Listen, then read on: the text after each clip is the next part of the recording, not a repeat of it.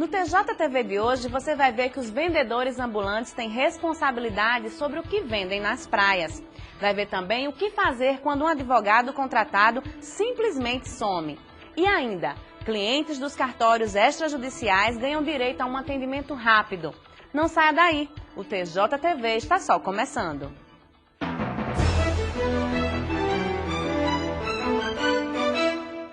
É verão e as praias estão cheias de vendedores ambulantes. Eles vendem de tudo um pouco. Mas será que podem ser responsabilizados se venderem um produto estragado?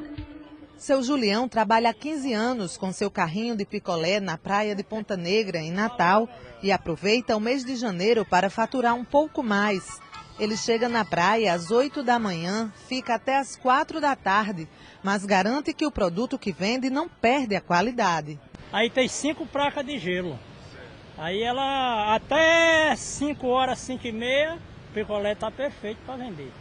Hélio, que é especialista em coquetéis, também dá a mesma garantia.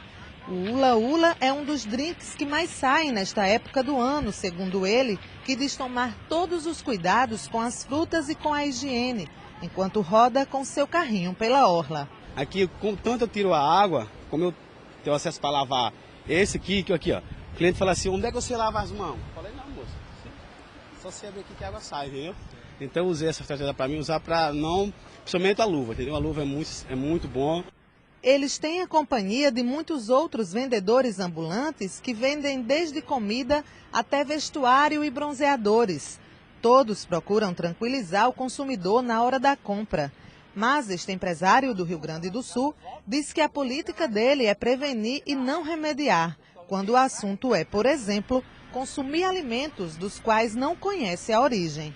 Eu aprecio, por exemplo, a água, porque ela já vem lacrada. Comestíveis assim à beira da praia, não. Evito o seguinte, porque eu já tive até essa semana um problema problema intestinal, pode ser pelos molhos e tal, que a gente não é acostumado no sul, e eu me resguardei. A turista carioca também diz que prefere evitar a compra com os ambulantes e acha que nem todo consumidor sabe o que fazer no caso de ter algum problema ocasionado por produtos comprados a estes vendedores. Geralmente a gente traz de casa um biscoitinho, uma frutinha. Não costumo comprar aqui não, só água de coco, bebida aqui na praia. Para mim é fácil porque eu sou formada em Direito. Aí eu teria como recorrer, mas para a maioria da população acho que não, né? Mas há o que fazer sim, explica este juiz.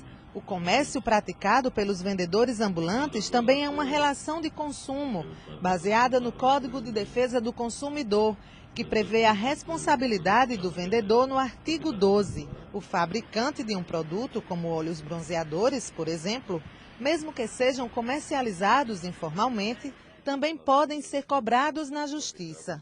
O maior problema, segundo o juiz, é mesmo a dificuldade em encontrar o vendedor, já que ele não tem um ponto fixo, além do fato de que a maioria dos ambulantes não tem condições de arcar com indenizações.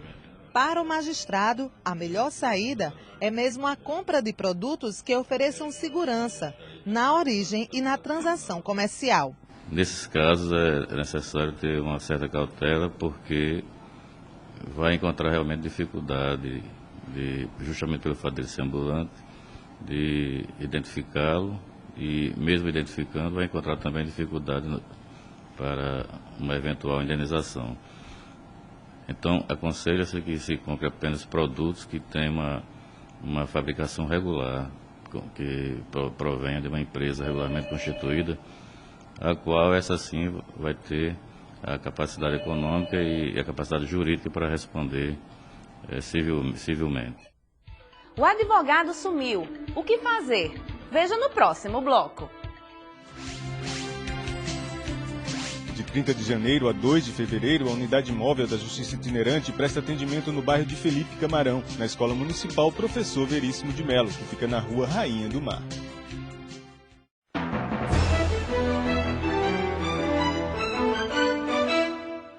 O abandono de uma causa sem razão justa é uma infração grave praticada por um advogado e, infelizmente, não é uma ocorrência rara. Veja agora o que fazer se isso acontecer com você.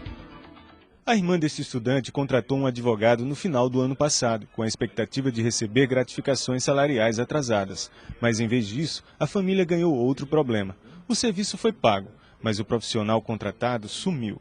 Tentamos entrar em contato por telefone, não conseguimos, por e-mail também não. Fomos até o local, né, e quando chegamos lá, tivemos a surpresa que estava fechado o escritório e não tivemos mais contato com ele até então. A sensação foi a mesma de qualquer um que paga por algo que não consegue usufruir. E com um agravante, não saber o que fazer. Nos sentimos lesados e roubados também, porque ele foi embora, desapareceu e não deu satisfação nenhuma. E não sabemos o que fazer, né? A gente está procurando algum meio como correr atrás para ser ressarcido.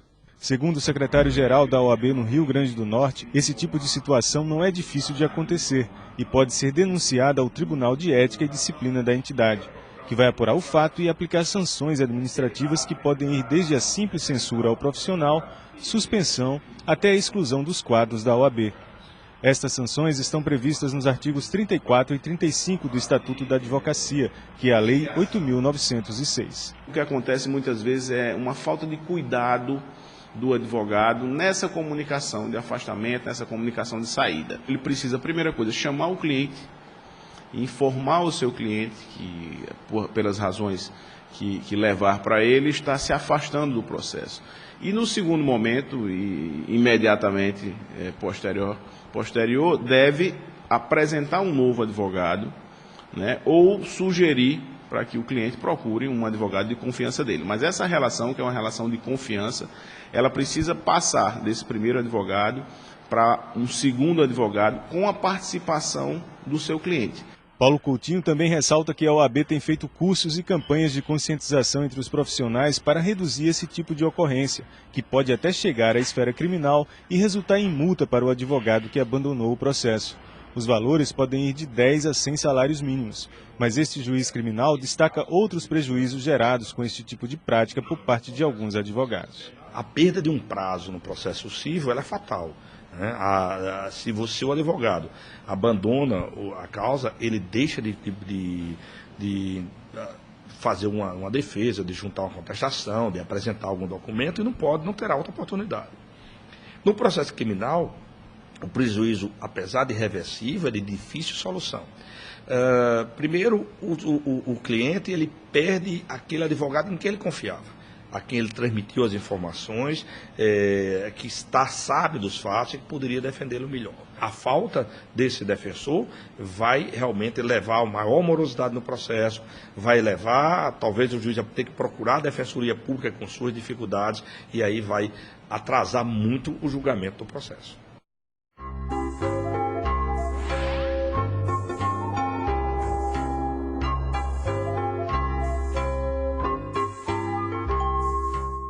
Chova ou faça sol, ele está sempre bem disposto para dar explicações. Fique agora com Direitinho. Oi, gente, vocês conhecem Laudêmio? Não? Vamos ver se alguém na rua conhece?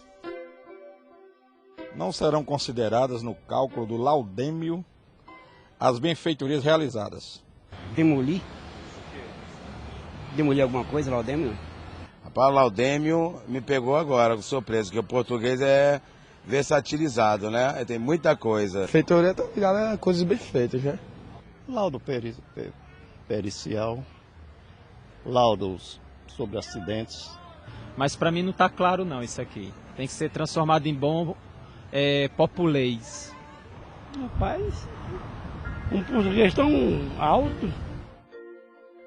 Pessoal, o juiz Felipe Barros, da comarca de Macaíba, na região metropolitana de Natal, diz que laudêmio é uma taxa de ocupação paga por quem ocupa terrenos que pertencem à Marinha, que são aqueles situados na costa marítima, nas margens dos rios e lagoas, e também os terrenos no entorno das ilhas.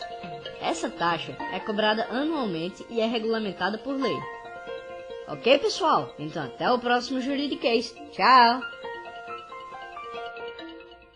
Veja a seguir. Corregedoria Geral de Justiça do Rio Grande do Norte quer garantir atendimento rápido nos cartórios extrajudiciais.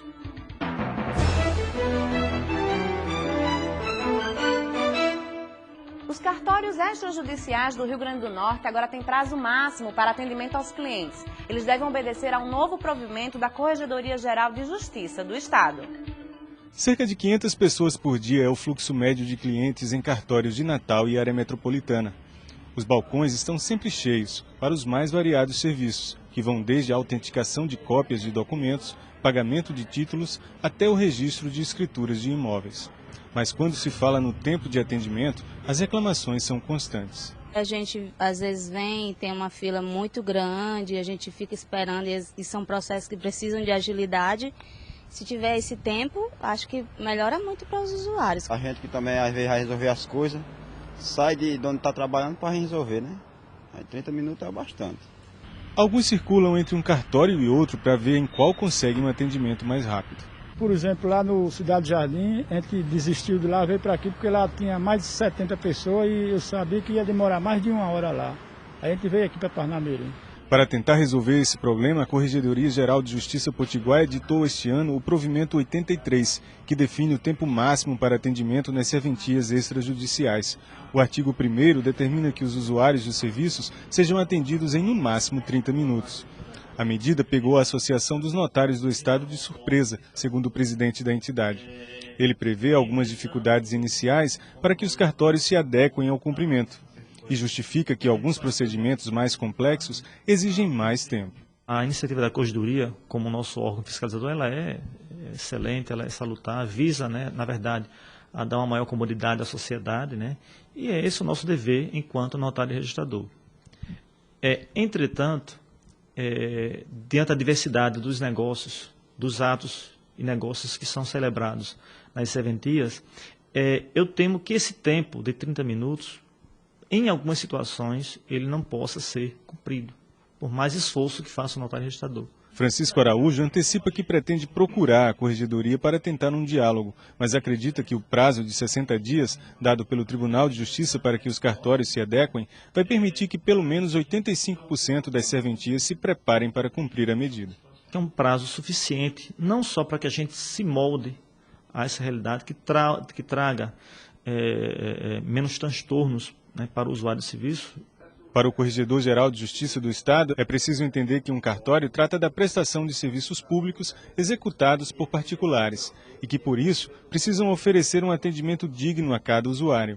O provimento veio com a intenção de resolver o problema da demora no atendimento, que acontece principalmente em dias de fluxo intenso. Não apenas houve reclamações dos cidadãos quanto à demora no atendimento dos cartórios, principalmente de Natal e Mossoró, mas também se verificou nas correições ordinárias que são realizadas em todos os cartórios do Estado, que realmente o atendimento ele não era, não atendia realmente o que o cidadão espera de um órgão público. O cartório que, por acaso, desatender essa determinação, que não é da Corregedoria, é do Tribunal de Justiça do Estado do Rio Grande do Norte, através da Corregedoria, e aí nós vamos abrir um processo administrativo disciplinar, que pode ser aplicado uma pena desde uma advertência até a perda da delegação do cartório. Em vez de diversão, aborrecimentos. Veja o que aconteceu com o nosso personagem no quadro Justiça Seja Feita.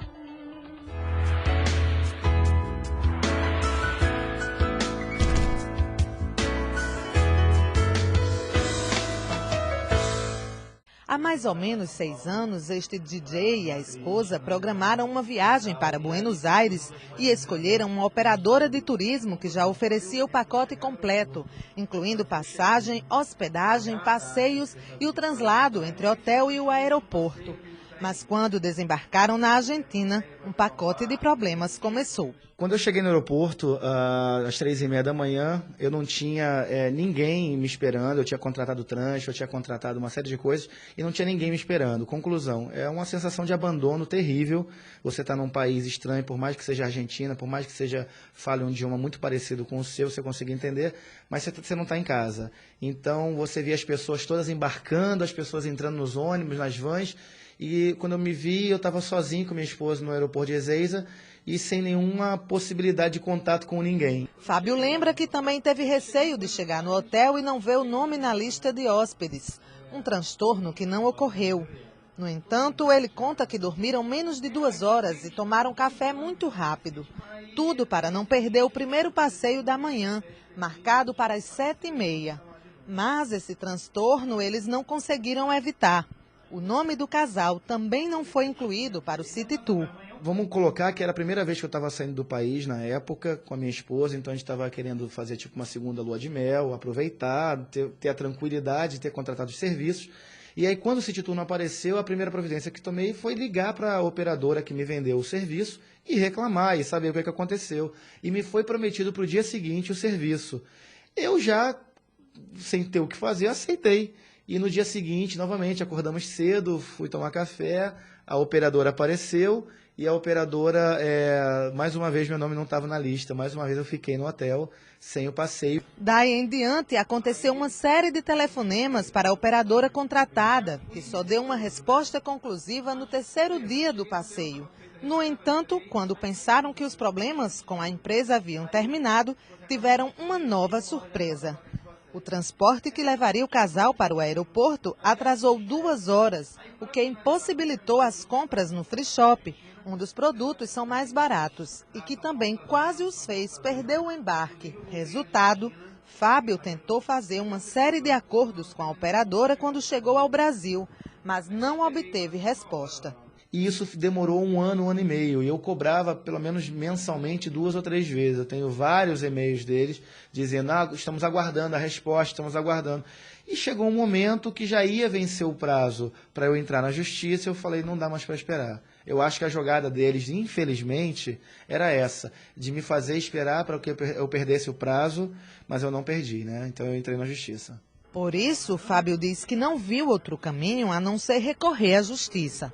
Eu acho importante as pessoas entenderem que a justiça no Brasil não é um bicho de 7 cabeças, ela é muito simples. Eu procurei o Pequenas Causas, o Judiciário Pequenas Causas, e foi muito bem atendido, eu não precisei de advogado. Eu acho que você tem que tentar esgotar todas as formas de negociação possíveis, conversar com a empresa, e se a empresa não for suficiente, solidária ao seu problema, primeiro que você está pagando por aquilo não foi de graça. Então eu esgotei as possibilidades do diálogo, procurei a justiça e descobri, foi a primeira vez que eu abri um processo contra alguém, e eu descobri que é muito tranquila a justiça. Você procura o juizado de pequenas causas, e você tem uma pessoa que lhe atende, que faz o processo para você, você não precisa de advogado, e foi muito bem atendido e fui agraciado, graças a Deus, com a causa, né? Mais notícias do Judiciário Estadual você pode ver no site do Tribunal de Justiça ou no Twitter. Qualquer dúvida ou sugestão, basta enviar um e-mail para os endereços que estão no seu vídeo. A gente fica por aqui, tenha uma ótima semana e até o próximo programa.